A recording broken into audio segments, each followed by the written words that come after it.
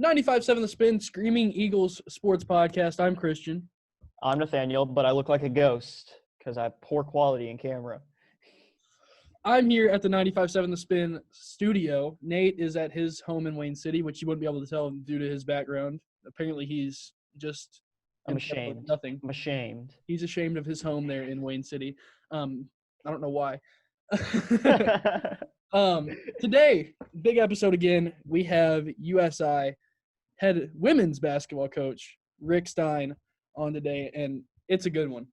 I'm ready for it. A lot of info. We've already recorded the Stein portion of the podcast. This is just our intro into it. A lot to look forward to. A lot of news that he gave us some news that hasn't even broke yet. You just have to listen to it.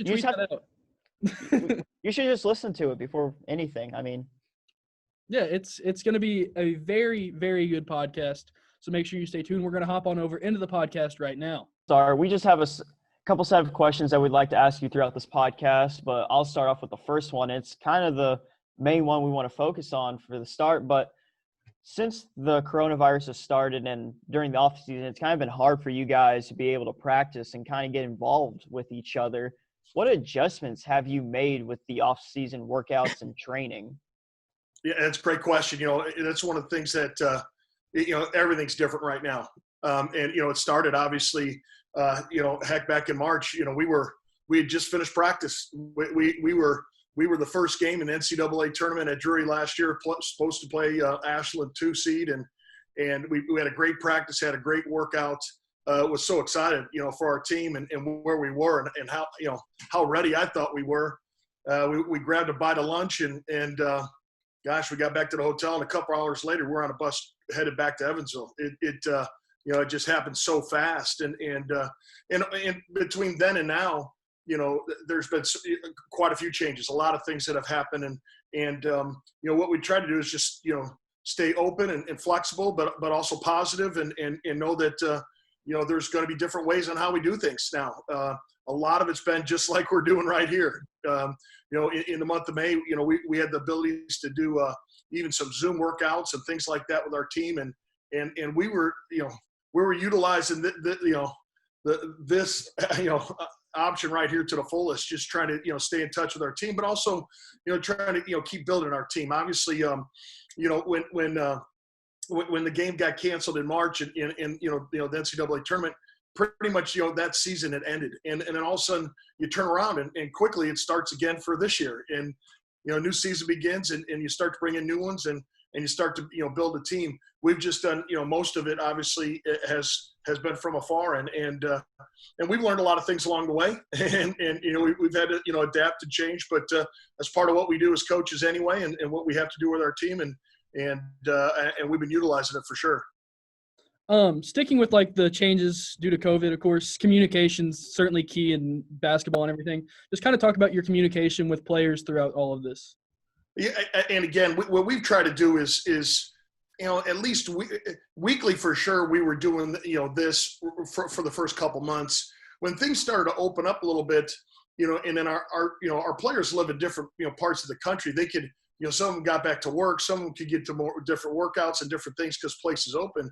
So then we kind of, we went from weekly to kind of, every other week just to stay in touch. But there's phone calls and texts going on throughout the week, to keep in touch regardless. In the month of June, that's a month I usually run basketball camps, and we generally have, gym full of teams and young girls that are trying to get better and working out, and my team is generally into help work the camps and be around each other and team build, and first time in a long time we didn't get a chance to do that because obviously of what's going on across the country, and we missed that. That's time we missed, and that's fun time in the gym with hopefully the next generation of players that we like to help come through, and it's a recruiting opportunity for us too, but also just to be able to see our team and our team be around each other too. So it's it's a different summer. It just that's about the easiest way I could say it. It's been a different summer, but we still got to move forward and still build this team, and we certainly have been trying to do it in every way, shape, form we can, but just not face to face. And another thing that you're missing other than the players is definitely your coaching staff.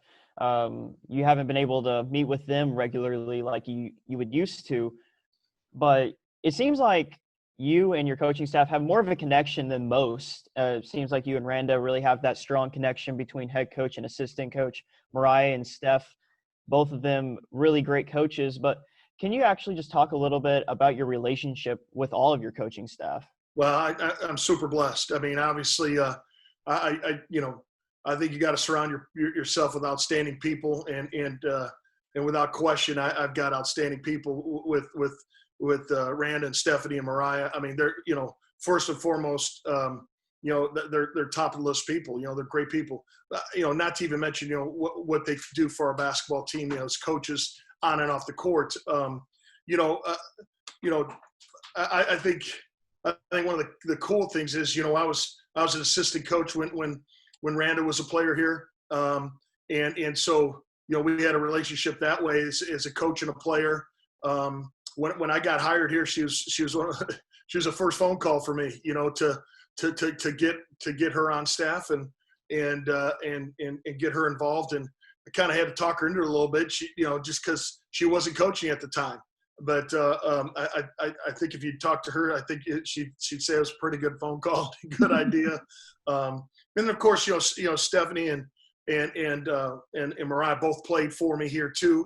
When I was a head coach, both, all three were terrific players here. All three had a lot of success. All three played for winners and know how to win. And that, their love and their passion for our program, our women's basketball team, our athletics program, and the university, the entire university, it just shows in how they go about their work every day. So, again, as far as our staff goes, I think it's a tight-knit group. We've been together for a while. Obviously, Coach Galling and I have been, going on 22 years, as a head coach here. And she's been assistant, from day one. Carp's been around for a while. Obviously, she played. She was gone for a year, and then I think she's fifth year or sixth year. Gosh, yeah, time's flying. And Mariah's obviously back. She's going into her third year. So, consistency of staff has been huge for us. It helps in recruiting. People know that we've been here a while, and we've been here a while together. And I think that, players like that too. So, and parents like that too. So, again, we've had, tremendous success, for a lot of years, and my staff is just at the front of it for sure. Moving a little bit more into the players, obviously losing Kiara Moses, Ashley Johnson, Morgan Sherwood. It seems like Emma DeHart's going to have to be the player to really step up for you guys this year. What do you expect from her this upcoming season? I didn't hear what you said. You said somebody's going to have to step up for us? Emma DeHart is likely going to have to step up. What do you expect from her this season? Well, you know what? Here's the thing about Emma. She hasn't been shy to step up for the last couple of years. Came in as a freshman and really worked her tail off to get to understand this level of play, but also our team, and be a great teammate, to find those minutes and work her way in. And all she's done is just continue to just grow as a player, grow as a leader, grow as a person for us. Here's the thing, guys. Every year we lose great seniors. I mean, we have good players, so every year we're not trying to replace. We're trying to just go out and find really good players that certainly can come in here and do the same things. When we look for recruiting, it's about really good players, it's about really good students, and it's about outstanding people. And I think, that's what you've seen on our basketball team. That's what we had.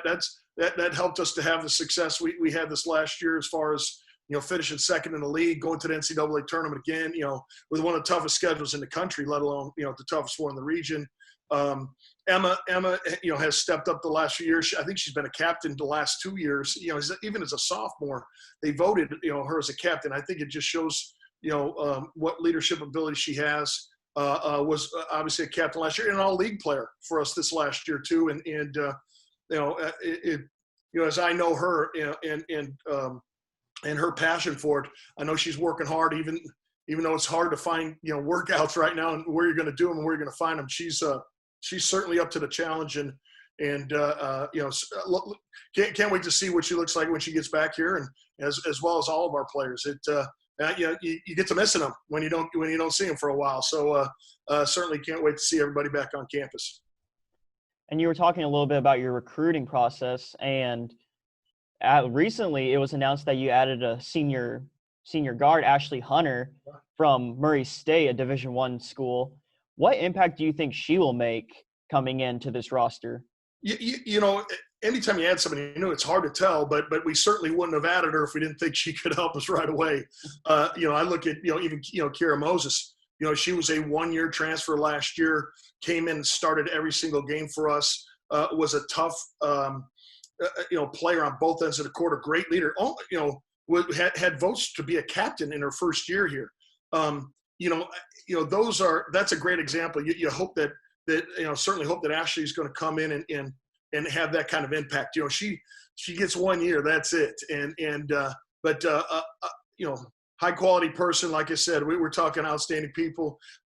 She's a great basketball player, really knows how to make baskets. She knows how to make plays. Her junior college numbers, really showed the kind of, scorer that she can be. I think with her experience, her speed, her athleticism, her quickness, her explosiveness. I think a lot of people talk about it because she makes baskets and she, she's done quite a bit of that.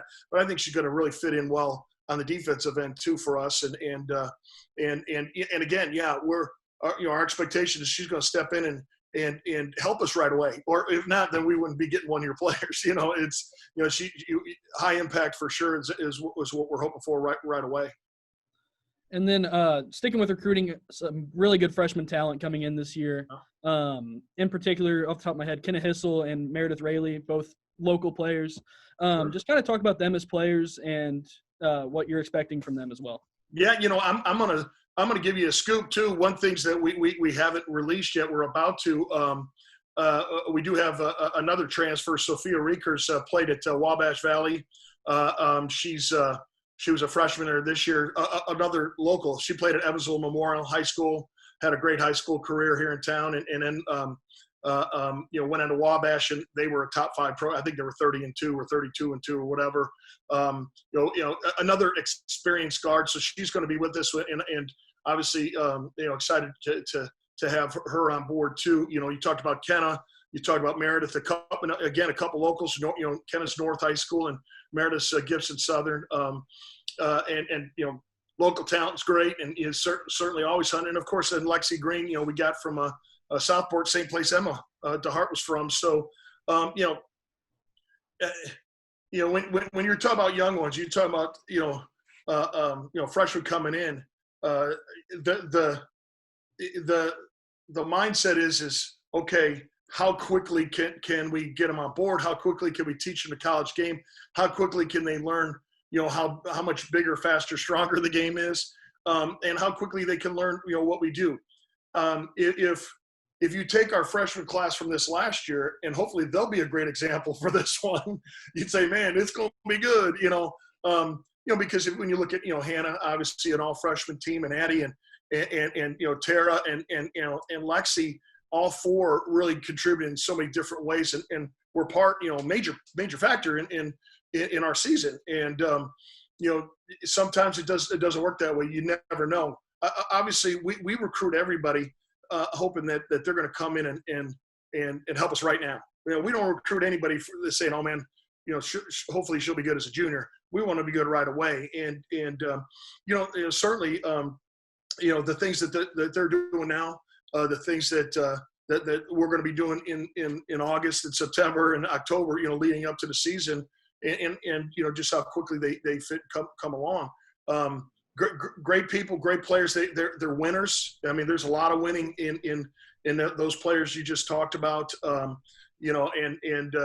they all bring a little bit something different to the game. Obviously, Kenna's she's a big guard. She's a tall guard that can make plays in a lot of different ways. Meredith's kind of a stretch 4, but she's powerful in the paint and can really get things done. Lefty, and that throws people off too. But you can see her out there knocking down deep threes at the same time. Lexi Green, she's a 5'10" point guard. And again, you're talking about another big guard. And I don't know, we seem to try to get some of those, and they've been pretty good for us too. But and then, when you talk about Sophia and and Ashley as transfers, and having experience coming in, we were looking for a good mix, and I think we found a good mix of experience and youth to come in to add to. Really, guys. I mean, you guys know our team. I mean, you guys covered them. Covered us the whole year, and we had a young bunch last year. Even though we lost 3 good seniors, but we only had 5 upperclassmen last year. I mean, that was a young team. Believe it or not, we only have 4 upperclassmen in this year's team. I mean, we'll have Emma and Audrey, Turner seniors, but also Ashley. We added her as senior. Ashlyn Brown, she's in a class by herself. She's our whole junior class right now. So, it's weird because, in that instance, you might say, man, boy, we're young and maybe we're not ready. You know what? We don't think that way. We were young last year. And like I said, we're an NCAA tournament. We're competing for a league championship. And so that's going to be our mindset again this year, compete for big things for sure. And previously, you just mentioned that you're returning a lot of your players this year, but that younger class, that underclassmen, they're a great bunch. They can really play. But who do you believe is, of one of your players, who do you believe is going to turn some heads this year? That's really going to surprise people out on the floor. Well, I hope there's 12 of them. I hope there's. I'd like to say 12 guys. I mean, it's hard to say. Every year. One of the things I think that I like about what we do as a program, and our staff does, we really work on, players come in here, they're good, and that's why they're here. But then, how can we make them better? And we work on individual skills. We give workouts. There's things that we can do, daily, as far, based around the rules, of course, that can help players get better. And that's one of the things I like. Our returning bunch. They continue to improve, and that rubs off on new ones too. That work ethic, those things that really can spread fast, and we want that work ethic, we want that toughness, we want that teamness to spread for sure. And that's as a program, it's about putting team first for sure. How's our team doing, and we talk a lot about it, as far as great teams have great teammates. And you guys were on our team a lot last year. I think, you saw our team, and how we got along and, things we did together. I'd say, if you didn't see it, then you must not have been looking. We had great teammates. They were looking out for each other. And I, certainly would expect that to continue and continue to lead to good things. One player who transferred in last year who didn't see time was China Anthony, of course, due to her injury. Is she going to be back with the team this year, and is she going to play? Now, China won't be back with us. I hate to say that. It just didn't work out for her. I think she's pursuing another opportunity, and wish her nothing but the best. I think China's a great young woman, and certainly want her to get that degree, finish up strong, and top off. Hopefully be able to top off a career, she won't be with us, but hopefully she will be somewhere, finishing up and finishing her degree. And going back to the coronavirus, it's been troubling for all types of sports and all teams. And it seems like you guys will be playing an only conference schedule during the regular season. And it was announced last week on our last podcast with head men's basketball coach Gerard that they are going to travel down to Auburn for an exhibition matchup. Are there any exhibition opponents for the women's team, or are you guys just going to be playing that conference schedule? Yeah, listen, I watched your podcast with Coach Gerard. Really good job, you guys. Yeah, it's good stuff. See, I'm in on it. I'm with you guys here. Okay? We're proud. We can use any viewership. Good stuff. Hey, you guys know, and I'm going to throw this up because I've talked to both of you guys how important you are to women's basketball in our program. You guys. I mean, you're our voice when it comes to the radio, the internet, and stuff. When families and friends and fans can't get to games, they're listening to you guys. So we appreciate everything you guys do for us. we were pretty darn blessed last year to play Kentucky and Purdue. It's like, Absolutely. I think we hit the jackpot in one year. I can't even explain to you how important those matchups were. We were so new at the beginning of last year and young, and we I think our players, we just didn't know what we were going to look like. And those two exhibition games really helped us to find our identity and find a confidence and find each other and find, our team a little bit. And they both helped us. At this point in time, this very second, I'm hunting hard. I'm trying to find an exhibition. I should have spread those two out or something. I don't know, but no, that's something we're looking into still. We obviously have 3 opportunities to play somebody in the preseason. It could be an exhibition, it could be a scrimmage, whatever it is. I utilize those every year. Sometimes they're just closed scrimmages where you play another team, and sometimes they're exhibition games, obviously, where you put the uniforms on. Regardless, we will have 3. I just don't know which 3 they're going to be yet. And when I know, I'll let you guys know. So, yeah, if you hear anybody hunting, you tell me too. So,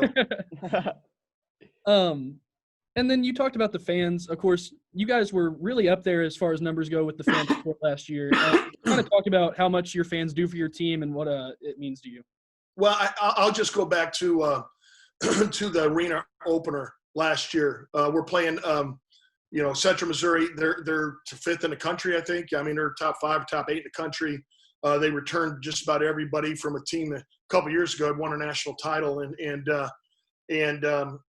we're new and young, and that was the first basketball game in the arena, and I think it was a Wednesday night, and before we knew it, we were down like 16-2. It was, and I wasn't very excited about our club at that point in time. I was a little worried, but I don't know how many fans were in the stands, but boy, that arena is unbelievable, and when that lower bowl is full, and it was close, I don't know what the number was or what it wasn't. That lower bowl was close to full. Man, it's loud. They're right on the court with us. It's such an awesome place to play a game, but also watch a game. I mean, you can go all the way to the top and still be closer than a lot of arenas, and it seats almost 5,000. It's amazing. I think we did such a good job. The powers that be did a really good job of figuring out how to do it and putting together a great arena. I didn't really build it, but I'm certainly glad that we had a chance to open it up, for basketball, and our fans are huge. They were huge all year long. They're certainly, we've got a fantastic group of Booster Club, our varsity club members that come out all the time, but our season ticket holders are second to none. And I think what we had this year was a lot of people say, man, we need to go check it out. Number one, because they play great basketball. USI, we're winning a lot of games, and we always are. I think that matters. But also, to see this new place and see what it feels like. And the atmosphere in there is so cool. That the feel of that place is so great, especially when you're winning. It's a lot better when you're winning. So, again, our fan scenario, we need them. We're going to need them this year. We'll have 11 home games. It's a 22-game schedule, all conference games, 11 home games. They'll all be double headers. So, it's going to be 2 great games, with ourselves and our men playing, and the league. So there's not going to be there won't be any bad games. The league's too good. So, everybody have a chance to play or see great basketball again this year, and we'll need everybody back out. And with the unforeseen actions of the pandemic, sports have been almost at a halt, but they're starting to progress in. But one thing that is still staying is no fans. Do you feel like this could have an impact on your season, as you were just really having a positive impact with the fans? Do you feel like this could impact your season with no fans? You know what? I'd say this. Trying to think what might happen in November right now, or December, January. It's so hard to tell. One of the things that I've talked to my coaches about, our team about, is we can only control what we can control, and let's be in control of those things. We got to prepare our team. We got to get ready. We got to stay the course. We're still recruiting. We're doing recruiting events just like this. We're watching games on the computer. I mean, it's a dead period. We can't get out till September, but we can still watch on a computer. So there's so many changes that are different, but you got to go with the flow. You got to get ahead of the flow, really. And that's what we've tried to do. Boy, that was a long stretch with no sport, wasn't it? I mean, man, was that hard, guys? It was awful. It was terrible. Man, thank goodness for the Last Dance. I'm a Chicago Bulls guy. Michael, I came from Crete, Illinois. It's about 30 miles south of Chicago. So I was I'm a Chicago guy and a Chicago fan. The Bulls, man, were huge. But thank goodness it kind of, filled that gap.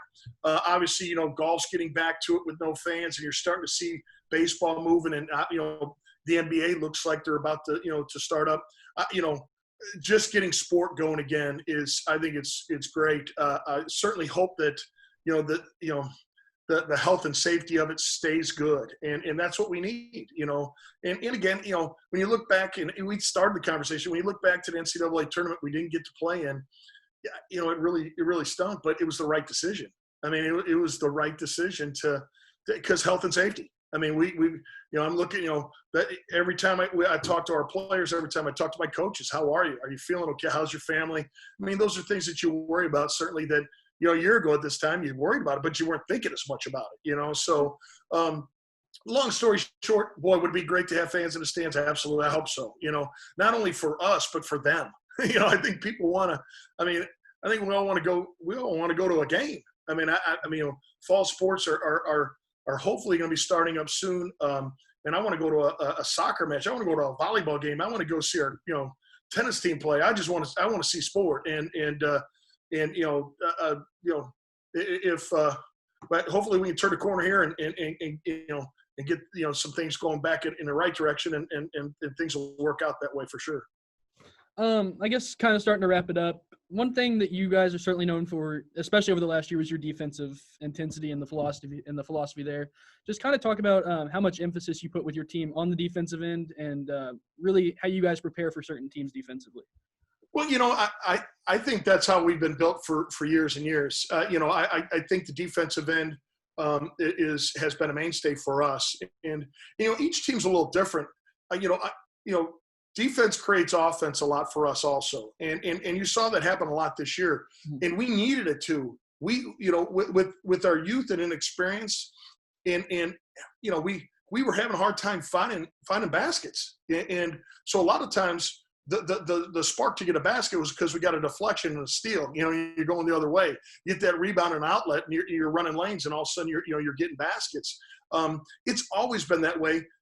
But this year we scored 66 points a game, and we've had years we scored 86. I'm okay with 86, but I'm okay with 66 too, as long as we're winning. But every year, I think that our mainstay, the thing that we are built off of, will be defensive rebounding, and then of course, some years we're going to make more baskets, or some years we're not. But I don't want a made basket or a missed basket to determine if we're going to win the game or not.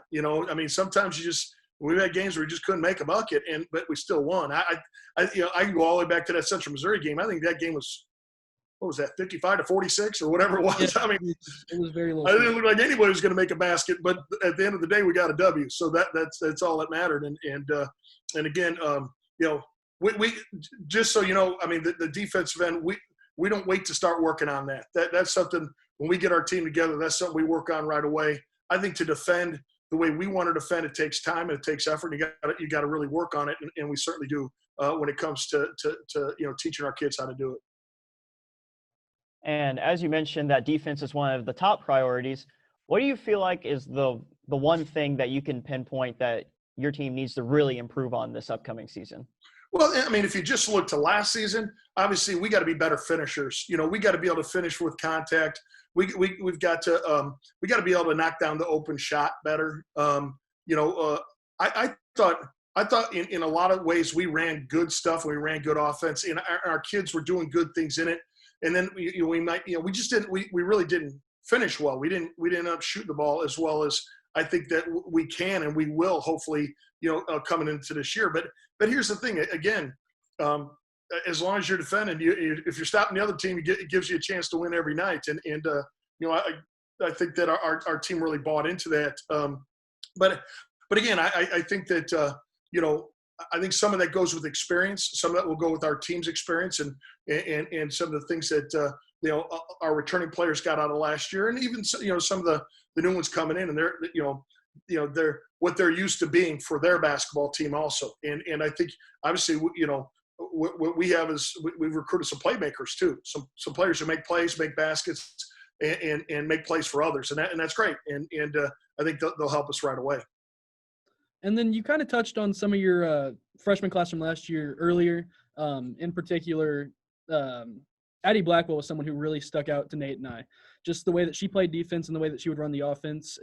Obviously, you're going to expect that to continue, but what do you expect her to improve on as her career goes on here?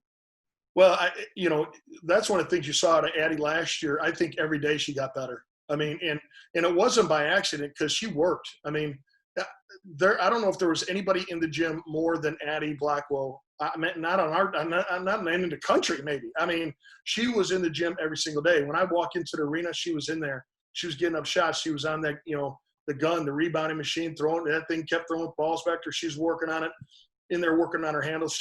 She was somebody that improved so fast, and she came in good, but she just improved so fast. I'll tell you what, we put a lot of pressure on her last year. To come in and run a point guard spot in our program, that's hard. I mean, as a freshman to run a point guard spot, but we taught her 2 spots. I mean, she was running the 1 and the 2 for us as a freshman, and I can't tell you that hasn't happened, but maybe 1 or 2 other times, maybe ever. I mean, because that's hard to do. You got to learn 2 positions. Learning the 1's hard enough to run our basketball team. Then to learn the 2nd position and to succeed and excel and help our basketball team. I think you're just going to see Addie improve. Her confidence level just continue to grow as the season went on. I think she's going to be way more aggressive, on both ends of the court right to start. When she walks in here in August, I'm not talking about October when practices start or November when games. When she walks in here, she's going to be way more aggressive and way more of a leader right away. And I'm not saying she wasn't a leader last year, but again, at that freshman thing, you kind of work your way into some of those things. If people follow her example, that we're going to keep improving, because I know she's going to be in that gym consistently and finding ways to get better, and that's exciting. Nate, I think we're running out of time, so that timer just popped up on the top. Guys. Let's go. Well, once again, we want to thank you for letting us have your time for 30 or so minutes today. We really appreciate it. Guys, hey man, it's great to see you. I was so excited to hear that you guys were doing this, and again, anytime you guys want to talk, just let me know. Holler at us. Can't wait to see you guys on campus and during the season, playing some ball. So no question. Thanks. Thank you, Coach. And that will wrap up the Screaming Eagles Sports Podcast. What an episode. Yeah, it was amazing. It went a lot better than what we anticipated. Luckily this time, no connection issues like we had with Coach Gerard last week. Really, it's been great to get to talk to both basketball coaches. Of course, we knew Coach Stein prior to this. That was our first time last week sitting down with Coach Gerard. And obviously the sense of familiarity with Stein is incredible, and it was really good to talk to him again and just kind of get his outlook on the upcoming season and much, much more. It was also nice to get out of that little professional venue, trying to get a laugh out, being able to talk just one-on-one, not acting like a radio guy with a coach. It was more just one-on-one talking about sports. It really felt better than just a work connection. Absolutely. And obviously we're working towards that with all the coaches. This is something that's going to continue. We're going to keep trying to get coaches on. I think Nate's on vacation this week, so we will probably not put anything out this week, but in the coming weeks, we will definitely get going on that once again. But really just kind of thinking back to the stuff that Coach Stein talked about, highlighted the freshman class, obviously a good freshman class, and then he talked about transfers, one of which Sophia Wright, or I think it's Hart, whatever, played at Memorial here in Evansville. She is going to be an incredible addition, as is Ashley Hunter. It's a good group coming in this year. Absolutely. All the underclassmen really star-studded, and then the very few upperclassmen this year, they're going to really bring in that what would you call that? Maybe experience. Yeah, A little bit of an experience. He highlighted last year there were only 4 upperclassmen, and I didn't realize that. I didn't realize how young our team. I mean, I knew it was a young team, but I didn't realize exactly how young the team was last year. There was 5 upperclassmen. There was 5 last year? Yeah. There's 5. Ashley Johnson, Morgan Sherwood, Kiera Moses, and then Emma DeHart and Audrey Turner. Oh, Audrey Turner is a senior. That's right. So there's 3 seniors this year. I forgot it. I thought Audrey was the same. Was a sophomore last year. So 5 last year, but still, it's kind of remarkable how young of a team that was, and how well they did. And they obviously, I mean, they went above expectations. And I expect similar production this year. I think they'll be a better team this year than they were last year, though. Absolutely, but it's going to be hard without being able to see each other in person. Try to, I guess, kind of get a connection early, but hopefully they'll be able to get into the gym together and kind of get that chemistry going. Absolutely. The schedule, of course, all GLVC this year. Coach Stein said he's looking into exhibitions, and he's planning on playing those 3 games that he is allowed to play. So we'll keep posted and wait on that news. But other than that, I think that really wraps it up for this edition of the Screaming Eagle Sports Podcast. It's always a pleasure to talk to you, Christian. I know it is. Once again, I'm Christian. I'm Nathaniel. And for Coach Stein, we're signing off. Once again, thank you for listening to the Screaming Eagle Sports Podcast.